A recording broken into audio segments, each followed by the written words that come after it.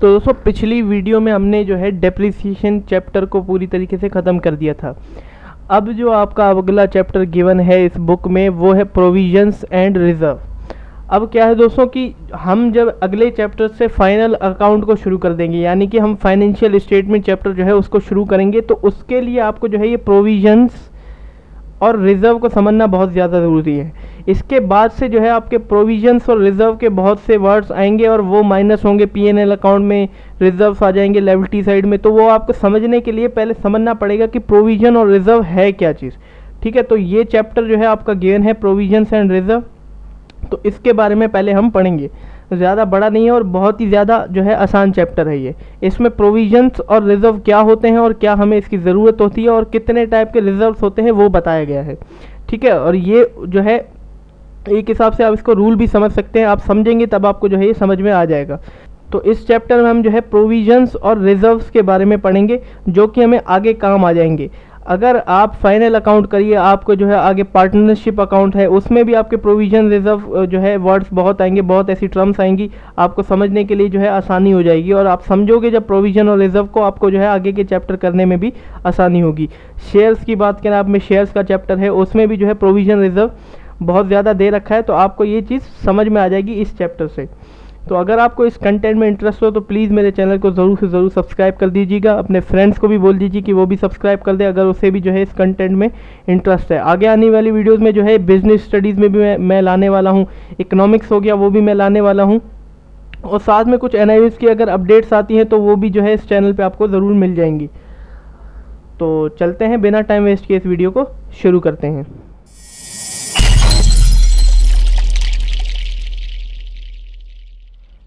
तो दोस्तों सबसे पहले जो है समझते हैं हम प्रोविज़न को, इसकी मीनिंग और इसकी क्या ज़रूरत है उसके बारे में सबसे पहले समझते हैं। तो दोस्तों पहले मैं आपको एक एग्जांपल देता हूँ, उससे आपको जो है अच्छे से समझ में आ जाएगा। देखिए क्या होता है कि आज आप जो है अभी 12वीं में हो, आप अभी 12th कर रहे हो। अगर आपको आगे पढ़ना हो, मान लीजिए आपको बीबीए करना हो, तो अगर बीबीए करना हो तो उसके लिए आपको पता है कि उसकी फ़ीस जो है 2 से 2.5 लाख के बीच में, या मैं बोलूँ कि 1.5 से 2 लाख के बीच में होती है। तो आपको पता है वो फ़ीस जो है मुझे आगे बीबीए करने के लिए 1.5 से 2 लाख रुपए पे करने पड़ेंगे। तो आपने क्या किया कि अभी जो आपको पॉकेट मनी मिलती थी, ठीक है, आपको जो है पर मंथ की या पर डे के हिसाब से आपको पॉकेट मनी जो मिलती थी उसमें से आपने जो है थोड़े थोड़े पैसे साइड करना शुरू कर दिए 12वीं की स्टार्टिंग में ही। क्योंकि मुझे आगे में जो है बीबीए में एडमिशन लेना है, तो उसकी 1.5 से 2 लाख रुपए फीस होती है, वो भरने के लिए आपने पहले से ही जो है 12वीं से ही थोड़ा सा प्रोविज़न बना के रख लिया कि थोड़े से अपने पॉकेट मनी से पैसे निकाल लिए और वो रख लिए। ठीक है, तो उसी को ही जो है प्रोविज़न कहते हैं। अब इसके बिजनेस पॉइंट ऑफ व्यू में देखें कि अगर बिजनेस को कोई लॉस है वो झेलने के लिए, या उसको पता है कि मेरा कोई एसेट है वो ख़त्म होने वाला है, वो एसेट नया ख़रीदने के लिए, ठीक है, एसेटों का मशीन की मैं बात करता हूँ, तो उस बिजनेसमैन को जो है वो पता है कि मेरी जो है मशीन अब ख़राब होने वाली, ज़्यादा नहीं चलेगी। तो उसने क्या किया, जो भी अपना प्रॉफिट होता है उसमें से थोड़ा पैसा साइड करना शुरू कर दिया नया एसेट खरीदने के लिए। बिजनेस पॉइंट ऑफ व्यू से अगर देखें तो उससे बोला जाता है प्रोविज़न। ठीक है, यहाँ पे देखो लिखा भी हुआ कि when there are certain expected losses expenses there are plan to be manage in advance from the current year profit surplus, the amount which is kept separately to meet such expected losses expenses is called provision। ठीक है, उससे बचने के लिए कि उन्हें पता है कि हमें जो है आगे खर्चे होने वाले हैं या लॉस होने वाला है, उससे बचने के लिए उससे पहले ही मैनेजमेंट एडवांस में करने के लिए करंट ईयर का जो प्रॉफिट है उसमें से थोड़ा अमाउंट हमने साइड करके रख दिया, तो उसे ही बोला जाता है प्रोविजन। क्योंकि ये चीज़ हमें पता होती है कि पहले से ही ये चीज़ होने वाली है। ठीक है, अभी मैंने जो आपको एग्जांपल दिया उसमें ये पता था कि वो मशीन अब जो है ख़राब हो जाएगी, तो हमें नई मशीन खरीदने के लिए हमने प्रोविज़न साइड कर दिया। जैसे कि आपका एग्जांपल अगर मैं लूँ तो उसमें से आपको पता था कि मुझे जो है बीबीए करना है, आगे उसकी फ़ीस भरनी है, तो आपने पहले से ही जो है वो पैसा साइड करके रख लिया, उसे ही बोला जाएगा प्रोविज़न। ठीक है, if the amount in respect of a liability or expected loss is not certain, an estimated amount is set aside by debiting profit and loss. The amount set aside so set aside is known provision। ठीक है, अगर हमें पता ना हो कि वो liability जो हमें कर्जा हो हमें या लॉस हो वो कितना है, हमें पता नहीं है कि आगे कितना होने वाला है, लेकिन ये पता है ज़रूर कि लॉस होने वाला है। ठीक है, तो क्या करेंगे, कोई एस्टिमेट अमाउंट होगा हम अंदाज़ा लगाएंगे और उतना जो है साइड करके रखेंगे by debiting profit and loss account. ठीक है, ये जो प्रोविजन होता है ये डेबिट होता है प्रॉफिट एंड लॉस अकाउंट में, इसको एज अ एक्सपेंस माना जाता है। ठीक है, कि ये चार्ज होता है प्रॉफिट एंड लॉस पे, मतलब कि अगर हमारा प्रॉफिट हो या लॉस हो, ठीक है, कुछ भी हो, हमें ये अमाउंट साइड करना ही करना है, ये ज़रूरी है हमें। ठीक है, प्रोविजन क्या होता है, ज़रूरी होता है, अगर लॉस हो चाहे प्रॉफिट हो, हमें ये अमाउंट साइड करना ही करना है। ठीक है, ऐसे ही आपको जो है, अगर मैं आपको जो एग्जांपल मैंने बीबीए का दिया, आपको पता था कि ये फीस मुझे भरनी ही भरनी है, तो आपने क्या किया, आपको पॉकेट मनी मिले या ना मिले, आप पापा से लेके वो पैसे साइड करोगे ही करोगे जितना आपने पर मंथली सेट किया है। ठीक है, ये ज़रूरी होता है। Provisions means an estimated amount to meet an uncertain loss और एक्सपेंस। मीट मतलब कि वो उससे निपटने के लिए जो हमें जो है पता नहीं है वो लॉस होने वाला है या एक्सपेंस, इतना पता है कि आगे हमें लॉस या हमें कोई खर्चा होने वाला है फ्यूचर में, तो उसके लिए जो हम अमाउंट सेट असाइड करते हैं, मतलब साइड करके रखते हैं अपने प्रॉफिट में से निकाल के, तो उसी को प्रोविजन बोला जाता है। अब उसके एग्जाम्पल आप देख लीजिए कि जो प्रोविजन फॉर डाउटफुल डेब्ट्स, मतलब कि हमारे जो डेटर है, मैंने आपको बताया था डेटर क्या होते हैं, उस वो जिन्हें हमें पैसा देना होता है, अब वो पता है कि वो हमें पैसे नहीं देंगे, हमें पता चल गया, उन पर डाउट है कि अब वो जो है आगे हमें पैसे नहीं देंगे, तो उसके लिए हमने प्रोविजन बना के रख लिया कि हमारे बिजनेस को जो है वो लॉस ना हो। ठीक है, हमें पता है कि वो पैसा नहीं देंगे, अगर ज़्यादा मान लीजिए हमने 1 लाख रुपए का माल किसी को उधार दिया है, ठीक है, तो 1 लाख रुपए अगर कोई नहीं देता तो हमें हमारे बिजनेस को जो है हैवी लॉस का सामना करना पड़ेगा, तो उसके लिए हमने पहले से ही प्रोविजन बना के रख लिया, तो लाख रुपए जब हो जाएंगे तो हमारे बिजनेस को जो है फ़र्क नहीं पड़ेगा, तो इसलिए हम जो है प्रोविजन बना के रखते हैं। जैसे कि provision for discount on debtor, हम डेटर को जो है डिस्काउंट देते हैं, तो उसके लिए भी हमने प्रोविजन बना के रख लिया। मान लीजिए कि 20% का डिस्काउंट है, 1 लाख पे 20% तो 20,000 होता है, 20,000 का डिस्काउंट हमने एकदम से दे दिया तो भी हमारे बिजनेस को लॉस हो सकता है, तो इसके लिए हमने पहले से ही एक प्रोविजन बना के रख लिया, उसको डिस्काउंट दे दिया तो प्रोविजन का पैसा उसमें डाल दिया, तो हमारे बिजनेस को ज़्यादा जो है लॉस का सामना नहीं करना पड़ता।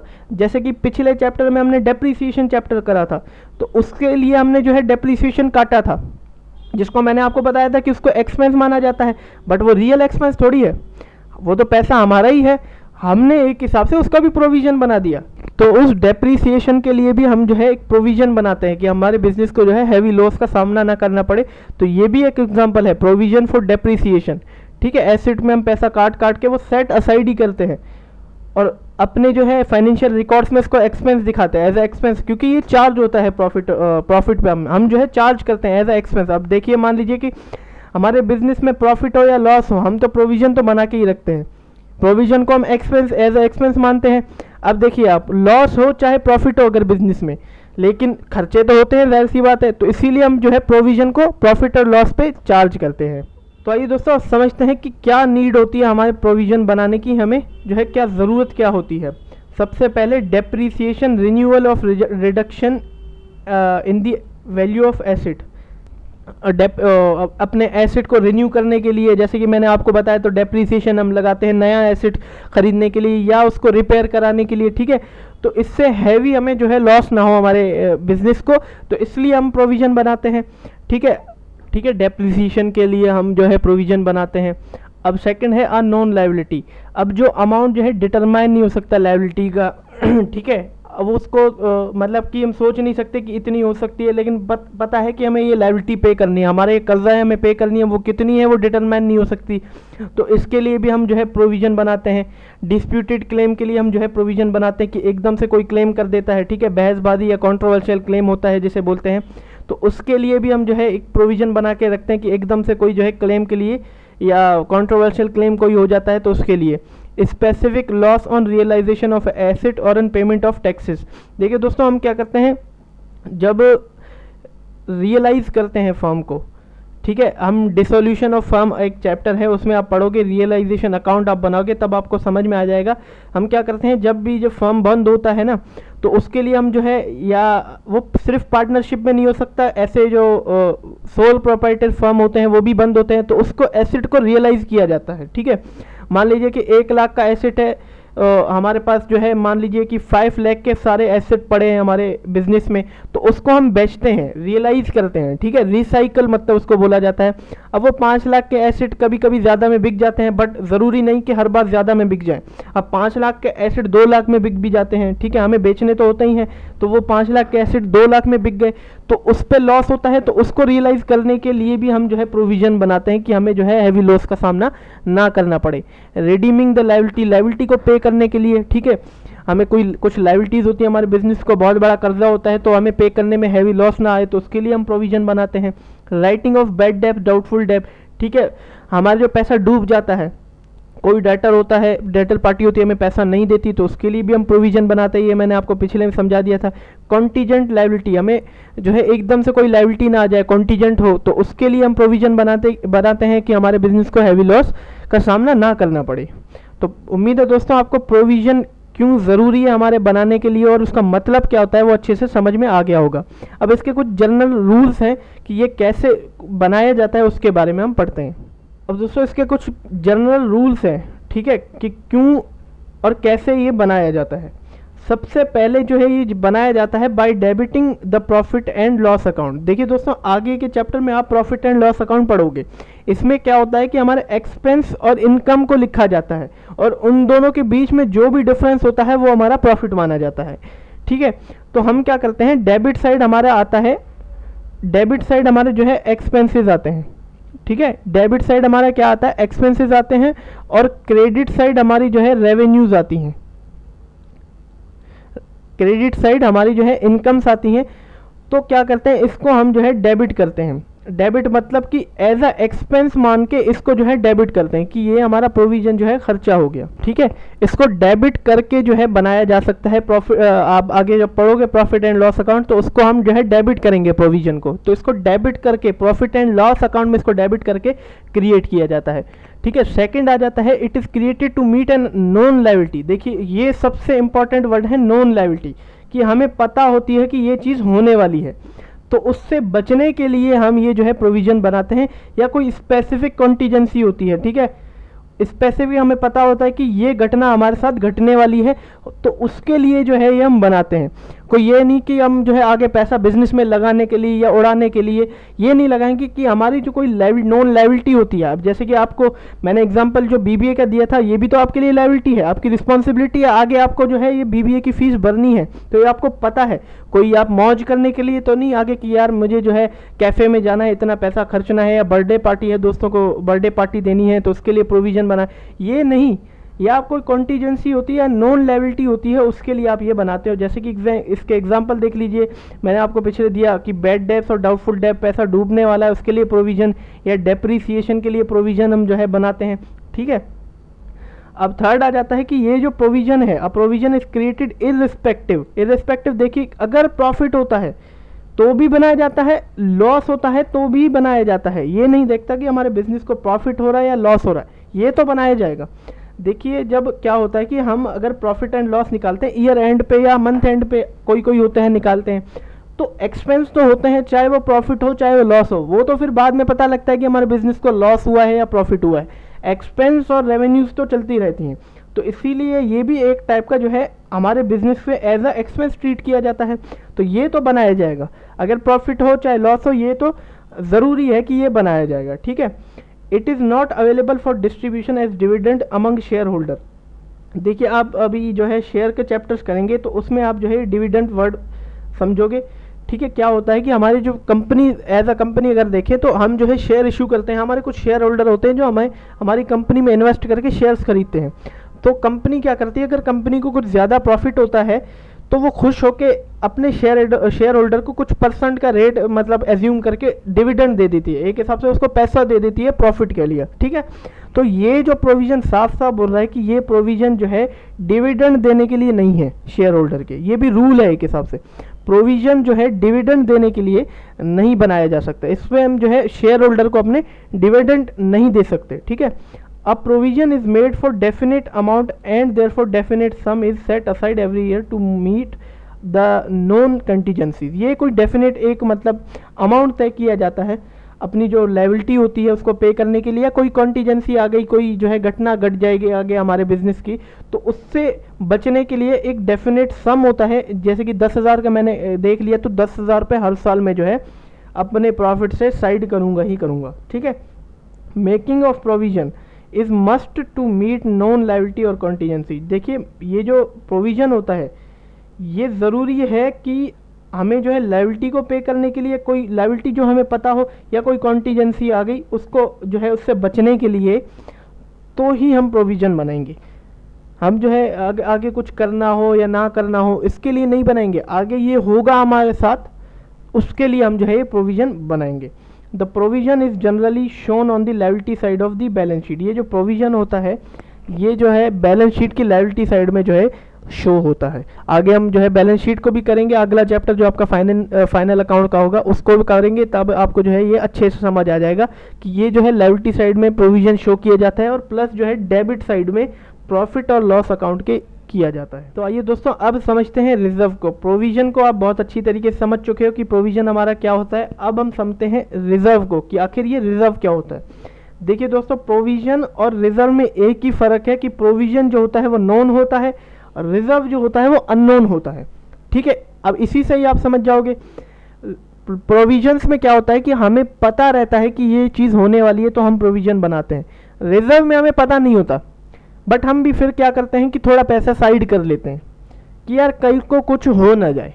ठीक है, तो इससे बोला जाता है रिजर्व। अब उसी एग्जांपल से मैं आपको कंटिन्यू करता हूं। जैसे कि मैंने आपको प्रोविज़न में एग्जांपल दिया कि आप जो है बीबीए आपको करना है तो उसके लिए आप पैसा जमा कर रहे हो।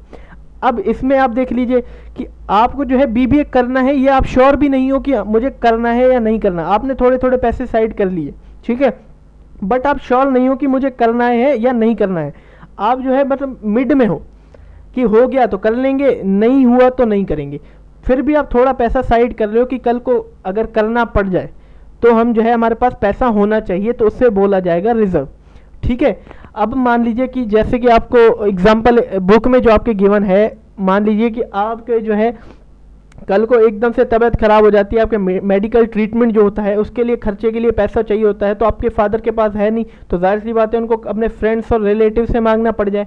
ठीक है, तो ये नहीं मांगने के लिए आपने क्या किया कि कल को आपके फादर ने सोचा कि आपकी तबीयत या मेरे मेडिकल कुछ तबीयत खराब ना हो जाए या आपकी तबीयत खराब ना हो जाए, तो इसके लिए थोड़ा थोड़ा पैसा हेल्थ के लिए, पूरे परिवार के लिए थोड़ा थोड़ा पैसा आपके फादर ने क्या किया, साइड कर दिया। अगर प्रॉफिट उनको हो रहा है तो ठीक है, अपने प्रॉफिट में से वो पैसा साइड कर दिया, तो उससे बोला जाएगा रिजर्व। ठीक है, an amount which is kept aside from the current income, आज की इनकम से जो अमाउंट साइड किया जाता है to meet an unexpected happening in the future is the reserve. ठीक है, अपने जो है करंट इनकम, आपका जो प्रॉफिट है, आपकी जो इनकम है, उसमें से थोड़ा अमाउंट साइड करते हैं, हमें पता नहीं है किस लिए, बट वो फ्यूचर में अगर हो ना जाए उसलिए जो है हम अगर साइड करते हैं जो अमाउंट, तो उसे बोला जाएगा रिजर्व। ये चीज़ हमें पता नहीं रहती। प्रोविजन में पता थी कि ये चीज़ होने वाली है तो इसके लिए हम अमाउंट साइड कर रहे थे, ये हमें पता नहीं है, हम श्योर भी नहीं है कि कल को हो ना जाए, तो इसके लिए जो अमाउंट हम साइड करते हैं अपने प्रॉफिट या इनकम में, तो उससे बोला जाएगा रिजर्व। ये अननोन होता है। ठीक है, ये हम जो है अपनी खुशी से जो है पैसा थोड़ा साइड कर लेते हैं कि कल को कुछ हो ना जाए तो उसके लिए हमारे पास पैसा होना चाहिए, तो उसे बोला जाएगा रिजर्व। ठीक है, फ्यूचर इज अनसर्टेन, फ्यूचर हमारा अनसर्टेन है, कभी क्या हो जाए हमें पता नहीं लगता। In the business there are lot of happening which may happen unexpectedly. अब बिजनेस के हिसाब से देखिए कि कब क्या हो जाए बिजनेस में पता नहीं लगता। ठीक है, अनएक्सपेक्टेड हैपनिंग हो जाती है बिजनेस में, कब क्या हमें जो है लॉस का सामना करना पड़ जाए वो पता नहीं लगता। जैसे कि इंडियन पॉलिटिक्स में की मैं बात करूं तो कब क्या हो जाए पता नहीं लगता, बिल्कुल पल्ला पलट जाता है। ऐसे बिजनेस में भी होता है, बिल्कुल पल्ला पलट जाता है। आज कोरोना वायरस आ गया, किन बिजनेसमैन को पता था कि ये कोरोना वायरस आएगा और उनकी सारी सेविंग्स खत्म कर देगा और उनके सारे जो है इनकम खत्म कर देगा। तो इस इनकम के लिए, इसके लिए जो हम अमाउंट साइड करते हैं उसे बोला जाएगा रिजर्व। की अनएक्सपेक्टेड हैपनिंग जो हो जाए हमारे बिजनेस के साथ, उसके लिए हम जो है पैसा साइड करते हैं। ये for this arrangement of fund in a well plan manner is necessary. ठीक है, some amount of total earn fund in a year needed to set arise as a reserve. ठीक है, अब उस अनएक्सपेक्टेड हैपनिंग के लिए हम जो प्लान करते हैं, जो फंड अरेंज करते हैं अपने प्रॉफिट में से साइड करने के लिए, तो उसे बोला जाएगा रिजर्व। तो उम्मीद है दोस्तों आप रिजर्व को अच्छे तरीके से अब समझ गए होंगे। अब देखिए दोस्तों क्या होता है कि जैसे कि प्रोविजन में मैंने आपको बताया कि अगर प्रॉफिट होता है या लॉस होता है, बट प्रोविजन बनाना हमें ज़रूरी है, बट रिजर्व के साथ ऐसा नहीं है। ये जो है reserve are the amount to set aside of the profit, it is not a charge against the profit, ये चार्ज नहीं है। अगर प्रॉफिट होता है तभी हम साइड करेंगे, क्योंकि हमें पता थोड़ी है कि ज़रूरी थोड़ी है कि हमें कोई लायबिलिटी पे करनी है या ये होना ही है, बट हम श्योर नहीं है कि यार अगर बिजनेस के पॉइंट ऑफ व्यू से देखें, यार अगर हमें मतलब प्रोडक्शन बढ़ानी हो तो नई मशीन खरीदनी हो, हमें ज़रूरी नहीं है कि खरीदनी है हमें, बट नई मशीन अगर खरीदनी हो तो उसके लिए थोड़ा थोड़ा पैसा हमने साइड करना शुरू कर दिया। अगर नहीं होता प्रॉफिट तो नहीं करेंगे, हो रहा है तो करेंगे, ये चार्ज नहीं है, ज़रूरी नहीं है कि बनाएंगे।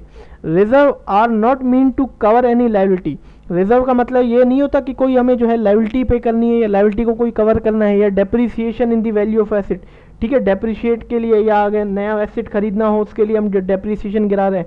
रिजर्व का मतलब ये नहीं है।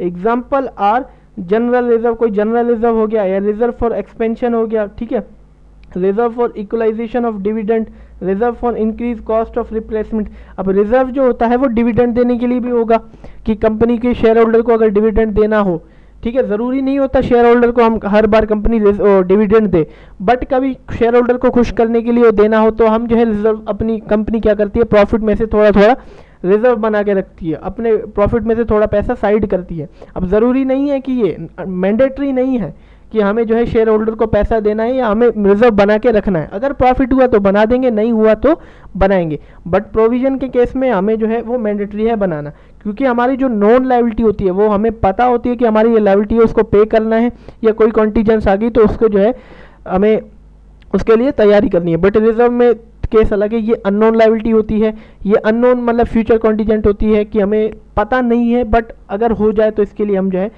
खड़े रहें, हमारे पास पैसा होना चाहिए। तो उम्मीद है दोस्तों आप जो है रिजर्व का मतलब समझ गए होंगे, और प्रोविजन और रिजर्व में क्या फ़र्क होगा वो भी अच्छे से आप समझ गए होंगे। बट आगे प्रोविजन और रिजर्व में डिफरेंस है वो भी पढ़ेंगे, इससे आपको अच्छे से जो है चैप्टर भी समझ में आ जाएगा। तो रिजर्व के जो है टाइप्स पढ़ते हैं कि किस किस टाइप से रिजर्व होते हैं। सबसे पहले है जनरल रिजर्व, ये जनरल पर्पस के लिए होता है। कैपिटल रिजर्व, ये कैपिटल से जो है बनाया जाता है। सीक्रेट रिजर्व, ये सीक्रेट रिजर्व होता है, सीक्रेटली बनाया जाता है। रेवेन्यू रिजर्व, ये अपने जो है रेवेन्यू से बनाया जाता है। स्पेसिफिक रिजर्व, ये कोई स्पेसिफिक पर्पस के लिए रिजर्व बनाया जाता है। रिजर्व फंड, ये जो है कोई प्रॉफिट होता है उसको इन्वेस्ट किया जाता है। सिंकिंग फंड, ये भी इन्वेस्टिंग का होता है।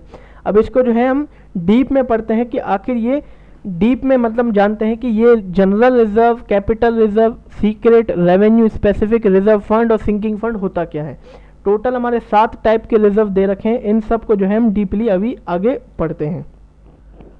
तो सबसे पहला हमारा आ जाता है जनरल रिजर्व। देखिए नाम से ही हमें पता लग रहा है, रिजर्व आप समझ गए होंगे अच्छे से। जनरल रिजर्व मतलब कि ये कोई स्पेसिफिक पर्पस के लिए नहीं है कि अगर हमें एसेट खरीदना हो कोई, ठीक है, अब वो भी श्योर नहीं है कि ख़रीदना है कि नहीं, बट एक हिसाब से हमने देख लिया कि यार चलो हमें अगर जो है प्रोडक्शन बढ़ानी हो, कोई मशीनरी हो वो ख़रीदना हो, ठीक है, तो उसके लिए हमने रिजर्व कर लिया। इसमें ऐसा कुछ नहीं, ये जनरल है, ठीक है, ये कोई स्पेसिफिक पर्पस के लिए नहीं बनाया जाता। अगर कोई कॉन्टीजेंसी आ जाती है फ्यूचर में या लॉस के लिए एक्सपेंस का वो करना पड़े तो इसके लिए हम ये रिजर्व बनाते हैं। कोई स्पेसिफिक पर्पस नहीं है कि कुछ भी हो जाए, अगर फ्यूचर में कोई अनएक्सपेक्टेड कॉन्टीजेंसी हो जाए तो उसको हम जो है उससे बचने के लिए एक हिसाब से हमने रिजर्व बना लिया कि कल कोई अननोन लायबिलिटी हो हमारे पे करनी पड़ जाए, कोई भी पर्पस हो सकता है इसके लिए, ठीक है, कुछ भी फ्यूचर लॉस। देखिए it can be utilize for meeting any future loss, कोई भी फ्यूचर लॉस हो जाए उसको उसकी भरपाई करने के लिए हम जो रिजर्व क्रिएट करते हैं तो उससे ही बोला जाता है जनरल रिजर्व। ये जनरल होता है, कोई स्पेसिफिक पर्पस नहीं होता कि हमें ये खरीदना है तो इसके लिए हमने बना लिया, ठीक है। It is created only when there are sufficient profit, अगर कोई सफिशिएंट प्रॉफिट है कि हम देख रहे हैं कि हमें ज़्यादा प्रॉफिट हो रहा है, सफिशिएंट है इतना हमारे लिए, कोई एक्सेस प्रॉफिट हो रहा है तो ही हम बनाएंगे ये रिजर्व, वरना मैंने आपको बोल दिया कि रिजर्व बनाना कोई मैंडेटरी नहीं है, अगर सफिशिएंट प्रॉफिट हो तभी हम जो है ये रिजर्व बनाएंगे। अब ये देखिए, it is shown in the debit side of profit and loss appropriation account, profit and loss appropriation account. देखिए ये भी हम अकाउंट सीखेंगे किसमें, पार्टनरशिप मॉड्यूल में। पार्टनरशिप अकाउंट जब हम सीखेंगे तो उसमें जो है आपका ये profit and loss appropriation account आएगा, ठीक है। अब जो प्रोविजन था वो प्रॉफिट एंड लॉस अकाउंट में डेबिट होता था, बट जनरल रिजर्व जो है वो profit and loss appropriation account में डेबिट होता है। अब profit and loss appropriation account में क्या होता है कि इसमें डिस्ट्रीब्यूटेड प्रॉफिट जो होता है ना, उसके लिए ये बनाया जाता है, प्रॉफिट को डिस्ट्रीब्यूट करने में। प्रॉफिट एंड लॉस अकाउंट में हम जो है प्रॉफिट निकालते हैं कि इतना प्रॉफिट हो गया, बट पार्टनरशिप अकाउंट में क्या होता है कि वो प्रॉफिट 3 या 4 जनों में बंटता है। पार्टनरशिप होती है 2 से ज़्यादा है, तो उस डिस्ट्रीब्यूट करने के लिए हम जो है जनरल रिजर्व को डेबिट साइड में करते हैं profit and loss appropriation account में। ठीक है, वो होता था प्रॉफिट एंड लॉस अकाउंट में, ये होता है profit and loss appropriation account में। ठीक है, और only distributable profit are reduce because of it. ठीक है, जो डिस्ट्रीब्यूटेबल प्रॉफिट होता है वो इसकी वजह से घटता है। ठीक है, रिजर्व की वजह से घटता है। तो जनरल रिजर्व आपको अच्छे से समझ में आ गया होगा कि ये कोई स्पेसिफिक पर्पस के लिए नहीं बनता। अगर कुछ भी फ्यूचर में लॉस हो जाता है कि कोई अनएक्सपेक्टेड हैपनिंग हो जाए हमारे फ्यूचर में, तो उसको भरपाई करने के लिए, उससे मीट करने के लिए हम ये जो है जनरल रिजर्व को बनाते हैं। अब सेकंड हमारा आ जाता है कैपिटल रिजर्व। जनरल रिजर्व हमने समझ लिया, अब आ जाता है कैपिटल रिजर्व। अब कैपिटल के नाम से पता लग रहा है कि ये कैपिटल नेचर का रिजर्व है। ठीक है, ये जो रिजर्व है ना, ये कैपिटल नेचर से होता है, जो कोई कैपिटल गेन हो हमें। कैपिटल मतलब कि जो बिजनेस में हम पैसा इन्वेस्ट करते हैं, इसको एक हिसाब से आप समझ लीजिए कि बड़ा कोई गेन होता है हमारा। कैपिटल नेचर के लिए जो गेन होता है, उससे जो रिजर्व बनाया जाता है, वो उसे बोला जाता है कैपिटल रिजर्व। अब आगे आप एक समझोगे, जब आप शेयर्स का चैप्टर करोगे तो उसमें क्या होता है कि जब हम शेयर इशू करते हैं, शेयर इशू किस लिए किया जाता है? कैपिटल को अराइज करने के लिए, मतलब कैपिटल जमा करने के लिए शेयर को इशू किया जाता है। तो उसमें साथ में जो है प्रीमियम भी ले लेता है। कोई कोई कंपनी जो है एक शेयर पे प्रीमियम मतलब कि 10 रुपये का शेयर हो तो उसमें 2 रुपये प्रीमियम ले लेती है, मतलब टोटल 12 रुपये ले लेती है। ठीक है, तो वो 2 रुपये जो प्रीमियम होता है तो वो भी कैपिटल नेचर का है। ठीक है, लेकिन वो एक्सेस अमाउंट होता है, तो उसके लिए जो है वो रिजर्व बना के रखती है, तो उससे ही बोला जाता है कैपिटल रिजर्व, जो कि कैपिटल गेन से बनाया जाता है। ठीक है, या हमने जो है प्रीमियम ले लिया हो शेयर इशू करते वक्त या डिबेंचर इशू करते वक्त। ठीक है, या प्रॉफिट हो गया हो प्रियोर टू इनकॉर्पोरेशन, ये आप आगे पढ़ोगे। ठीक है, जब कंपनी हम बनाते वक्त जो होता है प्रॉफिट हुआ जाता है हमारे इनकॉर्पोरेशन के वक्त, तो वो जो प्रॉफिट होता है वो भी कैपिटल नेचर का होता है। तो उससे जो प्रॉफिट होता है वो भी जो है हम सेट असाइड करके रखते हैं, थोड़ा साइड करके रखते हैं, अमाउंट जो रिजर्व बना के रखते हैं, तो उसे भी बोला जाता है कैपिटल रिजर्व। ठीक है, profit on revaluation of asset, जब कोई नया पार्टनर एडमिशन लेता है, ठीक है, या रिटायर होता है, तो एसेट को जो है रिवैल्यूएशन किया जाता है। ठीक है, मतलब एक नई वैल्यू निकाली जाती है एसेट की, तो उस पर अगर प्रॉफिट होता है रिवैल्यूएशन पे, कोई एसेट सस्ता हो गया हो, ठीक है, तो उस पर हमारे कोई प्रॉफिट होता है, वो भी कैपिटल नेचर का होता है। या लायबिलिटीज हमें कोई पे ना करनी पड़ी हो, ठीक है, वो भी कैपिटल नेचर की मानी जाएंगी। तो उसका जो अमाउंट होता है जो साइड करके रखा जाता है कैपिटल नेचर का सिर्फ, ठीक है, तो उसे बोला जाएगा कैपिटल नेचर, कैपिटल रिजर्व। ठीक है, जो कैपिटल नेचर का अमाउंट जो होता है, कैपिटल नेचर की जो प्रॉफिट होती है, ये हमेशा नहीं होती। पहले तो ये समझ लीजिए कि रेगुलर पर्पस के लिए नहीं होती ये साल में एक बार हो गया, साल में 2 बार हो गया, 2 बार भी नहीं, आप एक बार समझ लीजिए। ठीक है, तो ये बड़ा अमाउंट जो होता है, तो इसका जो रिजर्व बना के रखा जाता है उसे बोला जाएगा कैपिटल रिजर्व। अब capital profit are not regular trading profit, ये जो है रेगुलर ट्रेडिंग प्रॉफिट नहीं है कि साल में प्रॉफिट हो गया हमारा, कोई हमने निकाल लिया, रेगुलर नहीं होता। अब ये साल में भी जो मैंने बोला ये भी बहुत कम है। ठीक है, 10 साल में एक बार हो गया कैपिटल गेन, तो वो रिजर्व जो बना के रखा जाता है उसे बोला जाएगा capital reserve. They are profit on rate of transaction, rare transaction, मतलब ठीक है, ये जो है बहुत कम ट्रांजेक्शन में जो है ये कैपिटल रिजर्व का प्रॉफिट होता है, कैपिटल प्रॉफिट होता है हमें, कैपिटल गेन होता है, तो उससे जो हम रिजर्व बनाते हैं उसे बोला जाएगा capital reserve. Capital reserve are generally not available for distribution as dividend. अब ये जो रिजर्व होता है इसकी एक कंडीशन और है, ये जो है डिविडेंड देने के लिए नहीं होता। जैसे कि वैसे तो रिजर्व की अगर हम बात करें तो इससे डिविडेंड हम दे सकते हैं, बट कैपिटल रिजर्व से हम डिविडेंड नहीं दे सकते, इसकी ये कंडीशन है। They are set aside to strengthen the financial position of the business to meet any to meet capital losses. ये क्या होता है कि स्ट्रेंथन फाइनेंशियल पोजीशन जो हमारी होती है, मतलब हमारे बिजनेस की जो पोजीशन होती है फाइनेंशियल के हिसाब से देखें, तो उसको स्ट्रेंथन करने के लिए, उसको मजबूत बनाने के लिए जो रिजर्व होता है यूज़ किया जाता है। और साथ में कुछ कैपिटल लॉस हो गया हमें, ठीक है, बड़ा कोई कैपिटल लॉस होता है, तो जैसे कि हम रिडीम करते हैं, शेयर को वापस देते हैं, तो उसमें कोई लॉस ना हो जाए, तो इसके लिए ये जो है यूटिलाइज किया जाता है। तो ये दोस्तों कैपिटल रिजर्व से जो है कुछ एग्जाम्पल पढ़ते हैं सबसे पहले, और इसको जो है कहाँ कहाँ यूटिलाइज किया जाता है, मतलब कहाँ कहाँ यूज़ किया जाता है उसके बारे में पढ़ते हैं। सबसे पहले जो है profit on sale of fix asset, मतलब कि हम जो है फिक्स एसेट, कोई मशीन हो गया, हमारी बिल्डिंग हो गई, वैन हो गया, कोई बड़े बड़े जो फिक्स एसेट होते हैं जो कि 5 साल से ज़्यादा या 6 साल से ज़्यादा हमारे जो है, मतलब कंडीशन ये होती है कि 5 साल से ज़्यादा जो एसेट चल जाते हैं, ठीक है, वो बेचते हैं, उस पर अगर प्रॉफिट होता है तो ये हमारा जो है कैपिटल प्रॉफिट कहलाएगा। तो इससे भी हम रिजर्व बना सकते हैं। प्रियोर टू इनकॉर्पोरेशन, मतलब कि इनकॉर्पोरेशन जब कंपनी बनती है इनकॉर्पोरेशन के अंडर, उससे बनने से पहले, उसकी रजिस्ट्रेशन से पहले जो है हमारा प्रॉफिट होता है, तो वो भी कैपिटल नेचर का माना जाता है, ठीक है। तो इससे भी रिजर्व बना सकते हैं हम।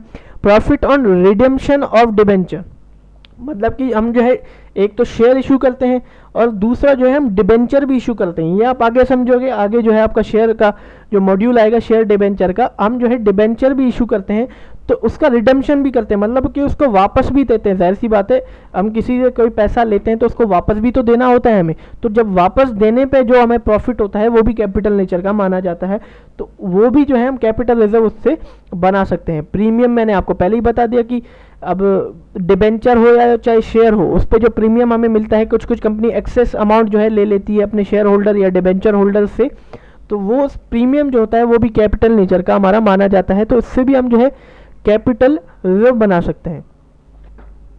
फॉरफीचर करते वक्त अब क्या होता है कि जब हम शेयर इशू करते हैं कंपनी में, हमारी जो है शेयर का पैसा देना होता है हमारे शेयर होल्डर्स को। अब कभी कभी क्या होता है कि कुछ तो पैसा दे देते हैं शेयर होल्डर, बट कुछ नहीं दे पाते, तो जो पैसा दे देते हैं वो पैसा हम जब्त कर लेते हैं, ठीक है, उसे बोला जाता है फॉरफीचर। तो वो भी हमारे एक हिसाब से कैपिटल प्रॉफिट होता है, तो उससे भी हम जो है कैपिटल रिजर्व बना सकते हैं, ठीक है। अब ये आ जाता है profit on acquisition of business, मतलब कोई हमने बिजनेस खरीद लिया हो, ठीक है, उस पर हमें प्रॉफिट हो तो ये भी कैपिटल प्रॉफिट माना जाता है। या कोई कंपनी के हमने शेयर खरीद लिए, ठीक है, उस पर हमें प्रॉफिट मिलता है, शेयर्स पे जाहिर सी बात है बहुत बड़ा प्रॉफिट हमें मिलता है, तो उस पर जो प्रॉफिट होता है तो उसे भी कैपिटल प्रॉफिट मानते हैं, तो इससे भी हम रिजर्व बना सकते हैं।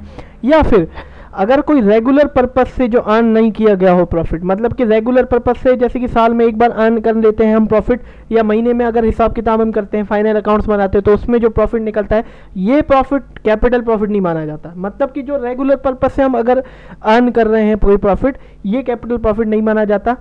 तो अगर कोई रेगुलर पर्पस से अर्न नहीं किया गया हो प्रॉफिट, तो उसके अलावा कोई अर्न किया गया हो प्रॉफिट, तो वो भी जो है हमारा कैपिटल प्रॉफिट माना जाता है, ठीक है। तो उम्मीद है दोस्तों आप समझ गए होंगे कैपिटल प्रॉफिट के एग्जांपल। इससे हम जो है कैपिटल रिजर्व बनाते हैं, ठीक है। ये जनरल रिजर्व नहीं है कि कौन सा रिजर्व है, कैपिटल रिजर्व। इसको एक हिसाब से समझ लीजिए कि बड़ा अमाउंट, बड़े अमाउंट का रिजर्व, ठीक है। अब ये जो है कहाँ कहाँ इसको यूटिलाइज किया जाता है, issues of bonus share, bonus share के इशू करने के लिए यूटिलाइज किया जाता है। गुडविल के लिए राइटिंग ऑफ करने के लिए इसको जो है यूटिलाइज किया जाता है, गुडविल बनाने के लिए, ठीक है। प्रीलिमिनरी एक्सपेंसेस, मतलब कि जब इनकॉर्पोरेशन होता है कंपनी का, उसके जो है एक्सपेंसेस होते हैं कुछ, तो उसके लिए इसको राइटिंग ऑफ किया जाता है। शेयर डिबेंचर इशू एक्सपेंस, मतलब कि जब शेयर्स और डिबेंचर हम इशू करते हैं उसमें कुछ खर्चा आता है, उसके लिए जो है ये हमारा प्रॉफिट हमारा जो है रिजर्व काम में आता है। Writing off losses period to incorporation, मतलब कंपनी के इनकॉर्पोरेशन के वक्त जो लॉस होता है हमें, ठीक है, तो उसको बियर करने के लिए हम जो है ये कैपिटल रिजर्व का यूज़ करते हैं। तो दोस्तों उम्मीद है आप जो है कैपिटल रिजर्व और जनरल रिजर्व अच्छे से समझ गए होंगे। अब आ जाते हैं सीक्रेट रिजर्व में। देखिए दोस्तों, सीक्रेट से हमें पता लग रहा है कि ये सीक्रेट होगा, बिल्कुल ये एक सीक्रेट रिजर्व है। अब सीक्रेट किस हिसाब से होगा वो देख लो आप। सबसे पहले क्या होता है कि a firm create a reserve which is not shown in the balance sheet. अब रिजर्व जो है वो कहाँ दिखाया जाता है, सबसे पहले तो ये समझिए वो बैलेंस शीट में दिखाया जाता है, ठीक है। ये कहाँ दिखाया जाता है, बैलेंस शीट में दिखाया जाता है। बट सीक्रेट रिजर्व ये जो है फाइनेंशियल रिकॉर्ड में नहीं दिखाया जाता, ये बैलेंस शीट में नहीं दिखाया जाता है। बैलेंस शीट हमारा फाइनेंशियल रिकॉर्ड है, उसमें ये नहीं दिखाया जाता, ये सीक्रेटली बनाया जाता है, कहीं भी डिस्क्लोज नहीं किया जाता। ये एक हिसाब से हिडन होता है, छुपा हुआ होता है, इंटरनल होता है, ठीक है। देखिए लिखा भी है हिडन रिजर्व और internal reserve known as secret reserve. ये सीक्रेटली जो रिजर्व बनाया जाता है उसे बोला जाता है सीक्रेट रिजर्व। ये कोई हमारे फाइनेंशियल रिकॉर्ड्स जो होते हैं उसमें दिखाया नहीं जाता, बैलेंस शीट में दिखाया नहीं जाता। अब ये क्यों ऐसा किया जाता है, क्योंकि ये जो है स्ट्रेंथ करने के लिए, मजबूत बनाने के लिए हमारे फाइनेंशियल बिजनेस को, या स्टेबिलिटी बनाने के लिए, ठीक है, या प्रमोट करने के लिए ये जो बनाया जाता है सीक्रेट रिजर्व, ये कहीं दिखाया नहीं जाता।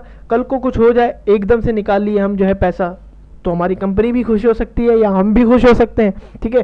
फाइनेंशियल रिकॉर्ड में तो है नहीं, बट हमने बना लिया, ठीक है। स्ट्रेंथ करने के लिए अपनी फाइनेंशियल पोजीशन, बिजनेस की जो फाइनेंशियल पोजीशन है उसको स्ट्रेंथ करने के लिए, उसको मजबूत बनाने के लिए हमने बना दिया। अब ये जो रिजर्व होता है, ये मैंने पहले ही आपको बताया कि ये डिस्क्लोज नहीं किया जाता कोई भी फाइनेंशियल स्टेटमेंट में, ठीक है। It is not credited by joint stock company except banking, insurance and financial company, ठीक है। ये कोई जॉइंट स्टॉक कंपनीज जो होती हैं, कंपनी के बारे में आप पढ़ोगे तभी आपको समझ में आ जाएगा, ये उसके द्वारा नहीं बनाया जाता। एक्सेप्ट, अब जॉइंट स्टॉक तो बहुत होती हैं, लेकिन उसके अलावा कि बैंकिंग, इंश्योरेंस और उसके अलावा जो है बनाया जाता, ठीक है। बैंकिंग और इंश्योरेंस या फाइनेंसिंग कंपनी जो है उसके ये बनाते हैं, बट जॉइंट स्टॉक कंपनी तो ये भी होते हैं कुछ कुछ, लेकिन फिर भी ये बना सकते हैं। तो सीक्रेट रिजर्व के बाद आ जाता है आपका रेवेन्यू रिजर्व, ठीक है। रेवेन्यू रिजर्व, रेवेन्यू मतलब होता है इनकम, ठीक है। रेवेन्यू मतलब क्या होता है, पहले मैं लिख लूँ, बहुत मेहनत लग रही है लिखने में भी, इनकम लिख लिया, ठीक है। रेवेन्यू रिजर्व क्या होता है, इनकम। अब रेवेन्यू मतलब होता है इनकम, अब जो इनकम में से थोड़ा सा अमाउंट साइड करते हैं तो उसे बोला जाएगा रेवेन्यू रिजर्व। ये एक हिसाब से जनरल रिजर्व या कोई स्पेसिफिक रिजर्व ही हो गया, ठीक है। अब ये एक्स्ट्रा इसलिए दिया हुआ है आपको समझाने के लिए, जो भी हमारी रेवेन्यू होती है, जो भी इनकम होती है, उससे थोड़ा अमाउंट जो है हम साइड करते हैं तो उसे ही बोला जाएगा रेवेन्यू रिजर्व। रेवेन्यू रिजर्व और अप्रोप्रिएशन फ्रॉम रेवेन्यू प्रॉफिट, जो रेवेन्यू प्रॉफिट होता है, which can be distributed by way of cash dividend although some way of set aside for other purpose. यही जैसे कि मैंने जनरल रिजर्व में समझाया था, कुछ भी मतलब कोई भी पर्पस से निपटने के लिए जो रिजर्व बनाया जाता है वो होता है रेवेन्यू रिजर्व। ये दो टाइप का होता है, जनरल रिजर्व और स्पेसिफिक रिजर्व, ठीक है। या तो कोई स्पेसिफिक पर्पस के लिए हो, या वो जनरली कोई पर्पस, कोई भी अगर पर्पस के लिए कोई भी हमें जो है फ्यूचर कॉन्टीजेंसी आ गई तो उससे निपटने के लिए जो भी रिजर्व बनाया जाता है वो बोलते हैं revenue reserve. Revenue reserve are portion of profit earn by a company normal operation which are then set aside, मतलब कि जो नॉर्मल ऑपरेशन होते हैं, सेल परचेज वगैरह, ठीक है, इससे जो भी प्रॉफिट अर्न किया जाता है वही होता है, और अर्न किया जाता है उसमें से जो अमाउंट साइड किया जाता है उसे बोला जाएगा रेवेन्यू रिजर्व। जैसे कि मैंने आपको जनरल रिजर्व में समझाया था, सेम एज इट इज आप वो भी समझ सकते हैं।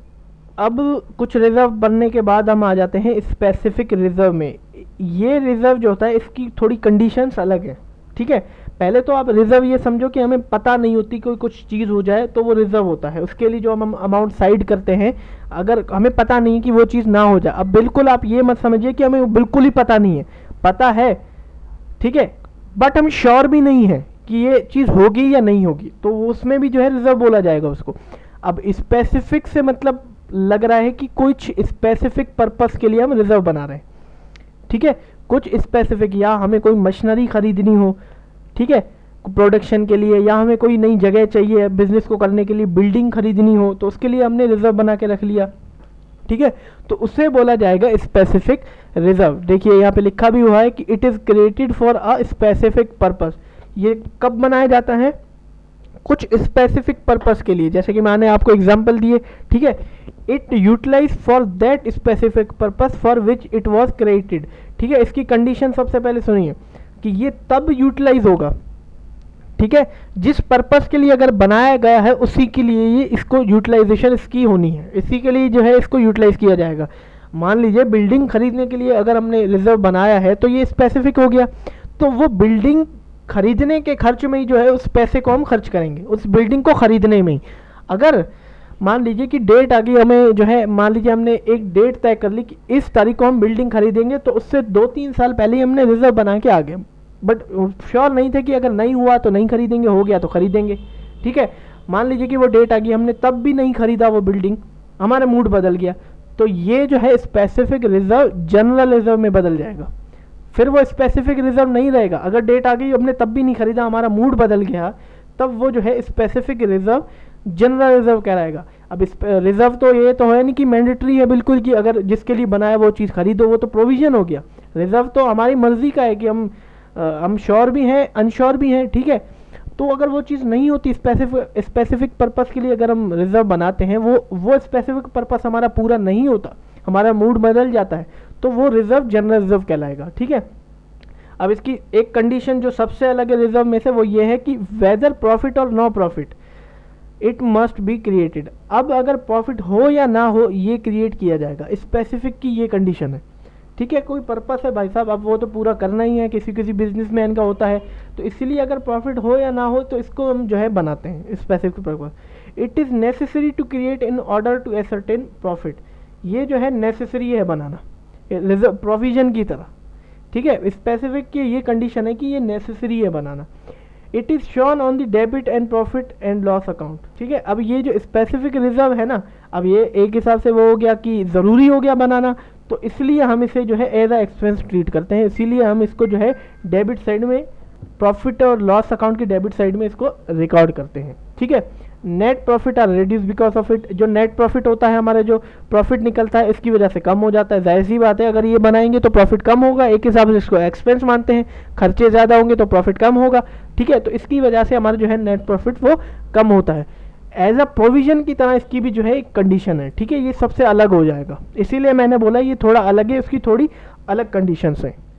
तो दोस्तों अब समझते हैं रिजर्व फंड को। ठीक है, ये भी एक टाइप का रिजर्व ही है आपका, बट रिजर्व फंड को समझते हैं। देखिए दोस्तों, सबसे पहले आप फंड को समझिए, रिजर्व तो आप समझ गए, अब पहले फंड को समझिए।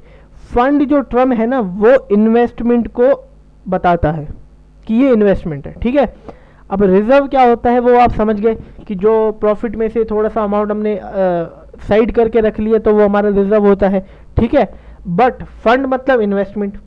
अब जो रिजर्व होता है उसको अगर हमने कहीं और इन्वेस्ट कर दिया, जो रिजर्व हमने बनाया था उसको इन्वेस्ट कर दिया कहीं और, शेयर खरीद लिए या कुछ भी कर लिया, इन्वेस्ट कर दिया कहीं भी, गोल्ड में, जिसमें भी, तो ये हमारा कहलाएगा रिजर्व फंड। जो हमने रिजर्व बना के रखा था उसको इन्वेस्ट कर दिया तो वो हमारा कहलाएगा reserve fund. When a part of profit and other surplus is set aside and invested outside the business, then it is known as reserve fund। देखिए दोस्तों, जो प्रॉफिट से हम अमाउंट साइड करते थे या कोई सरप्लस, सरप्लस भी मतलब होता है प्रॉफिट, एक हिसाब से समझ लीजिए, तो उससे जो अमाउंट साइड करते थे वो तो रिजर्व होता था।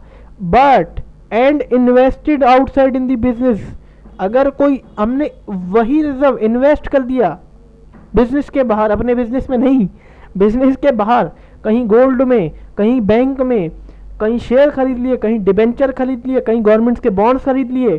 ठीक है, इस हिसाब से हमने जो है, या किसी को हमने जो है इंटरेस्ट पे दे दिया पैसा, ठीक है, इन्वेस्ट कर दिया, बट तो वो बोला जाएगा हमारा रिजर्व फंड। ठीक है, profit set aside and used in the business is a reserve. ठीक है, कोई हम जो है प्रॉफिट साइड करते हैं, बट उसको बिजनेस में यूज करने के लिए तो साइड करते हैं, यही तो पर्पस होता है हमारा, वो तो फिर रिजर्व कहलाएगा।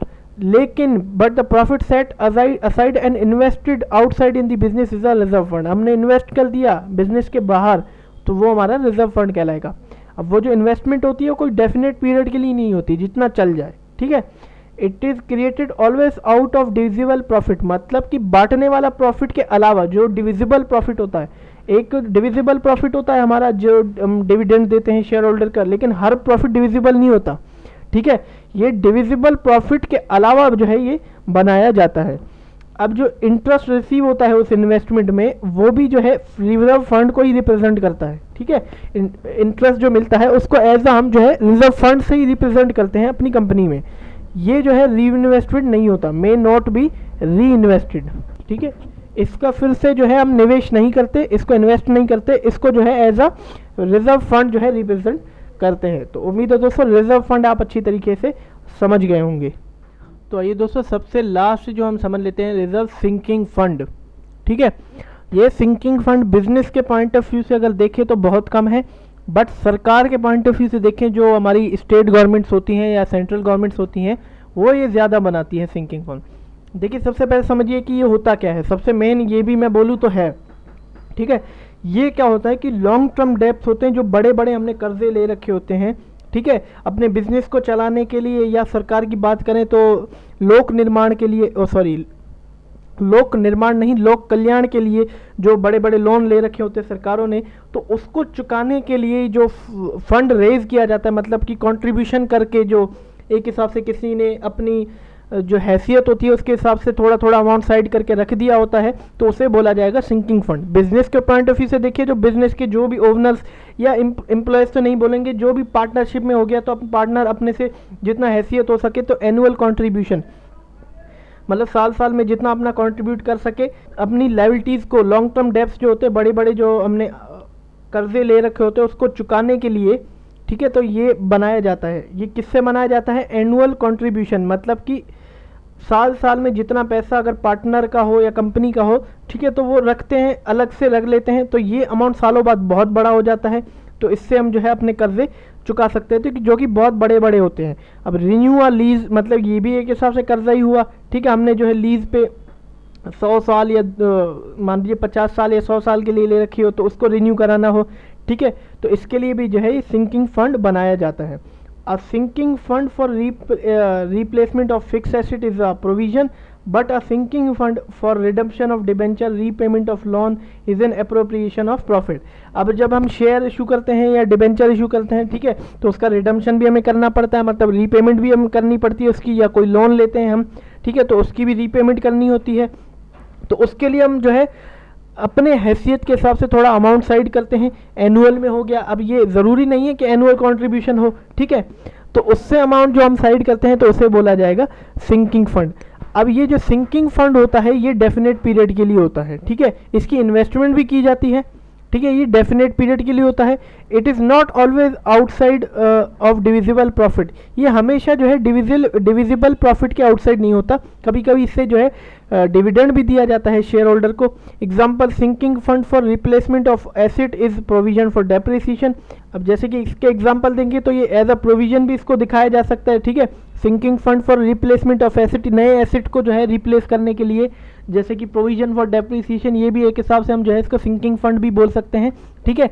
अब इसका भी रूल रहता है कि ये जो है ज़रूर है, must be created even if there are no profit, मतलब कि हमें अगर प्रॉफिट भी नहीं होता अगर, तब भी ये जो है बनाना ज़रूरी है, जैसे कि स्पेसिफिक रिजर्व में भी था।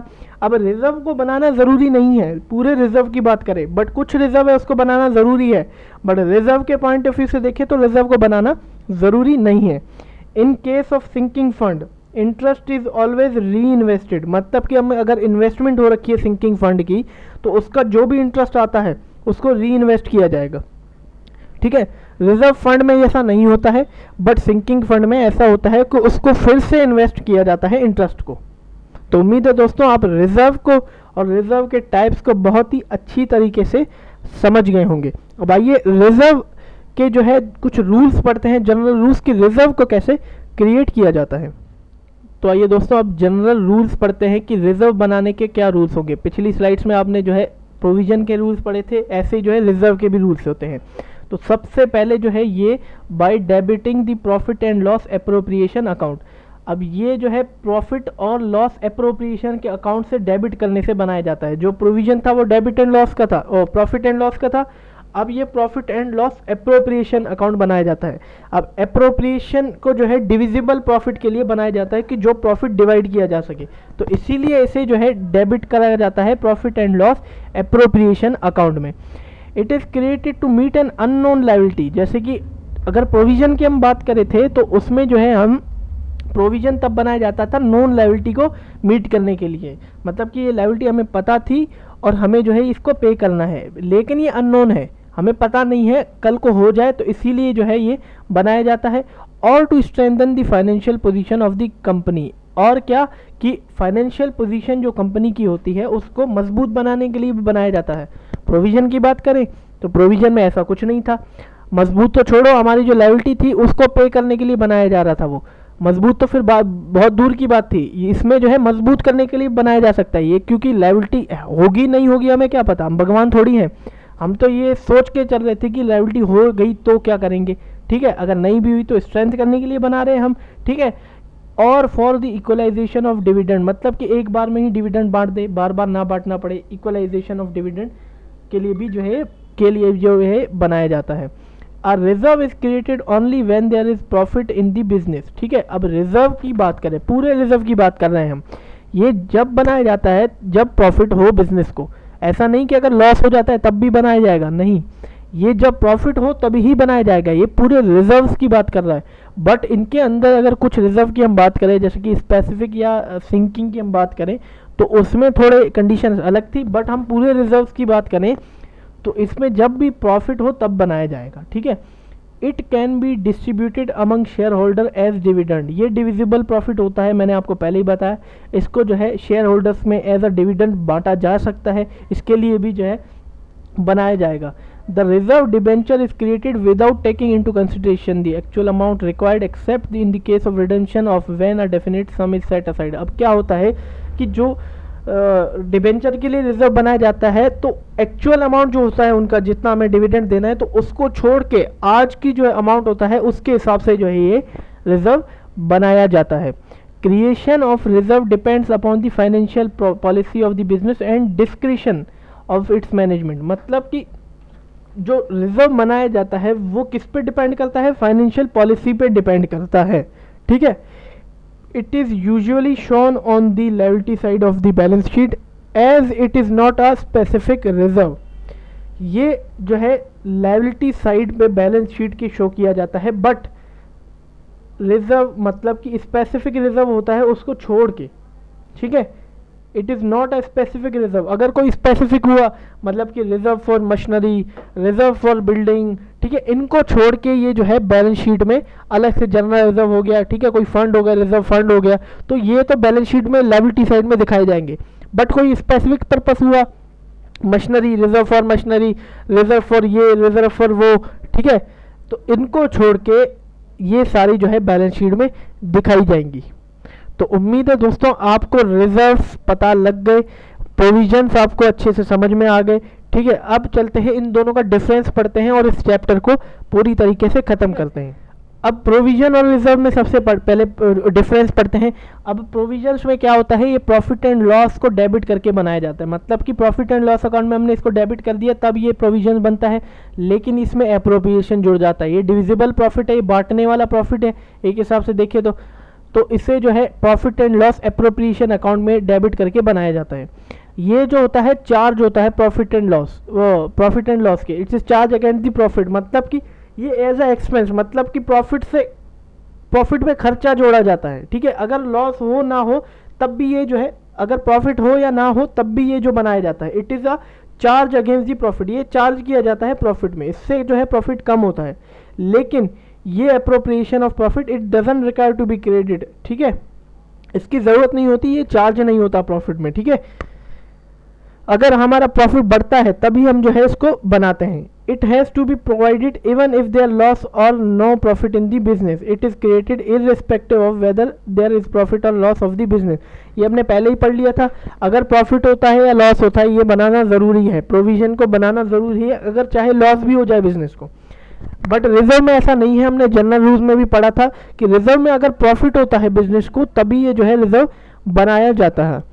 It can not be available to distributed at dividend among share holders. मतलब कि ये जो प्रोविजन है ये हम जो है डिविडेंड से डिस्ट्रीब्यूट नहीं कर सकते, अपने शेयर होल्डर को खुश करने के लिए हम डिविडेंड देते हैं, वो नहीं दे सकते प्रोविजन के लिए। अब डिविडेंड की तो हम बात छोड़ो, पहले तो हमारी जो खुद की लायबिलिटी थी उसको पहले कंपनसेट करने के लिए हम प्रोविजन बनाते हैं। प्रोविजन का कौन पहले जो कि डिविडेंड देगा शेयर होल्डर को, तो ये जो है रूल नहीं है प्रोविजन का। बट ये जो है रिजर्व, ये तो एक्सेस अमाउंट हो गया, प्रॉफिट से हमने थोड़ा सा साइड करके रख लिया, इससे हम जो है डिविडेंड दे सकते हैं शेयर होल्डर को, ठीक है, रिजर्व से। It is a sum for non liability और for specific contingency, example provision for doubtful debt, provision for depreciation. ये जो है जानी हुई लायबिलिटी है, मतलब कि जाना हुआ कर्जा है कि हमें जो है हमारा एसेट बिगड़ने वाला है तो उसका प्रोविजन बना दिया। डेप्रिसिएशन का, हमारा पैसा डूबने वाला है तो हमने provision for bed and doubtful debt बना लिया, ठीक है, हमें डूबने वाला है तो उससे ये हमें पता है ये लायबिलिटी होने वाला है हमारे साथ, तो हमें पता है इसीलिए हम ये बना रहे हैं, ठीक है। इसके एग्जाम्पल मैंने आपको बता दिए। बट रिजर्व का थोड़ा अलग केस है।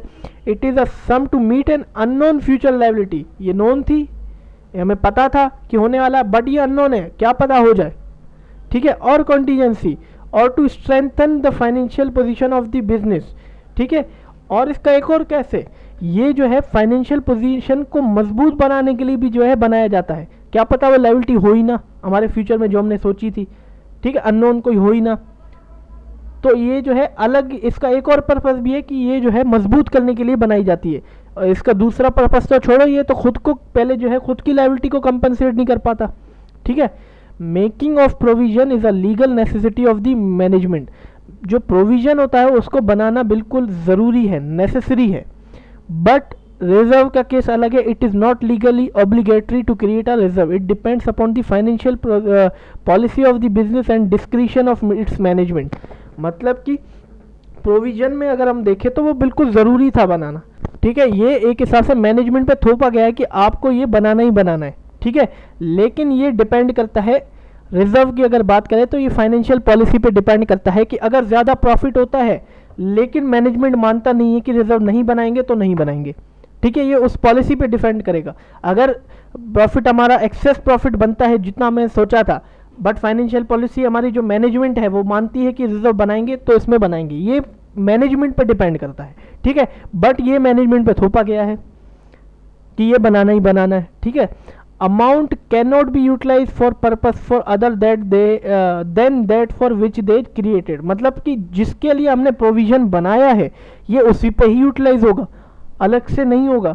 कोई और पर्पस के लिए हम नहीं इसको यूज़ कर सकते। भाई प्रोविजन तो तभी बनाया जाता है कि जब हमारे जो है कोई कॉन्टीजेंसी आ गई हो, हमें कोई फ्यूचर लॉस, मतलब फ्यूचर की छोड़ो, हमें जो है लायबिलिटी को पे करना हो तो इसलिए बनाया जाता है। अलग तो पर्पस फिर बात की बात हो गई। लेकिन ये जो है amount can be utilize for any purpose because they represented undistributed profit. ये किसी भी पर्पस के लिए जो है इसको यूटिलाइज कर सकते हैं। ये क्या रिप्रेजेंट करता है? अनडिस्ट्रीब्यूटेड प्रॉफिट रिप्रेजेंट करता है।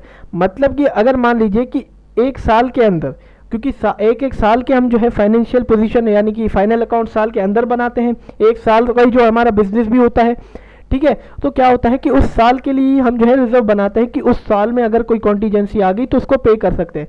बट अगर वो नहीं आती तो इसको जो है डिवाइड किया जाता है, ये डिविजिबल प्रॉफिट है, ठीक है। अगर पार्टनर कैपिटल आप सीखोगे, जब आप पार्टनरशिप अकाउंट्स करोगे तो उसमें भी जो है जनरल रिजर्व को एज अ प्रॉफिट में बांटा जाता है पार्टनरों के बीच, अगर उसका यूटिलाइजेशन नहीं हुआ, ठीक है। तो ये जो है कोई भी पर्पस के लिए यूटिलाइज हो सकता है, क्योंकि क्या रिप्रेजेंट करता है? ये अनडिस्ट्रीब्यूटेड प्रॉफिट को रिप्रेजेंट करता है। ये एक हिसाब से जो है बिना बटा हुआ प्रॉफिट है, बिना बटा हुआ फायदा है।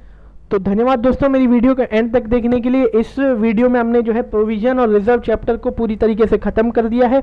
उम्मीद है आपको जो है ये अच्छे से समझ में आ गया होगा।